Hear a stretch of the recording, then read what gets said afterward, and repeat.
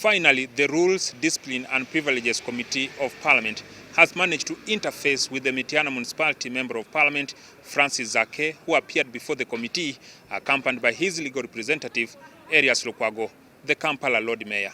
There are two cases of misconduct that Zaake is battling in the Rules Committee, one of them dating as far back as November 2022.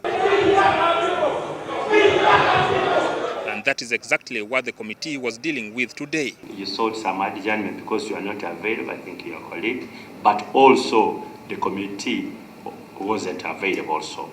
So the matter took a little longer than what it should be. There was deadlock between the committee and Zaake's team, who strongly contended that they had not been furnished with adequate information regarding the accusations and the accuser. Which make it extremely difficult for us to proceed with the case. Actually, we couldn't sit and prepare a defense under those circumstances where you lack sufficient information, you have no particulars, you don't know who is making the allegations, and those allegations are not substantiated. That made it difficult for us to prepare any meaningful response to the same. Zaake is not on trial here in terms of a criminal prosecution, where there is a prosecutor with a charge sheet and we are seated as a court. The nature of this parliamentary committee is to investigate whether there is any act that offends the rules, that offends our code of conduct. Kasanda North Member of Parliament Patrick Oshabin-Samba had demanded that the committee holds the inquiry altogether, but this was strongly objected to. The Honorable Zaake rose on the matters of abduction of Ugandans. We are here seated today when our fellow colleagues of Parliament are out of Parliament on the same matters of abduction.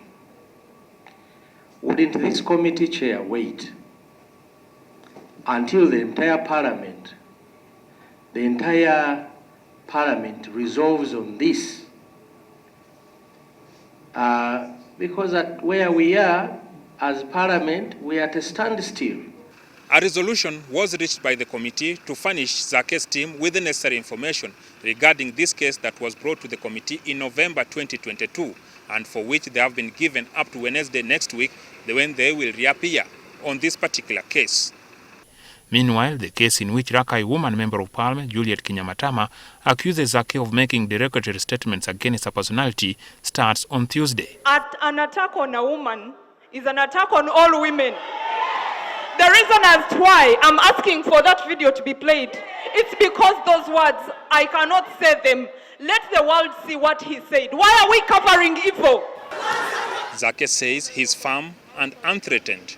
If it's all about that I committed a crime of asking to free all political prisoners, to bring back the people who were abducted, that one I will accept and admit that I'm guilty for asking government to free all political prisoners. That one I'm ready to accept.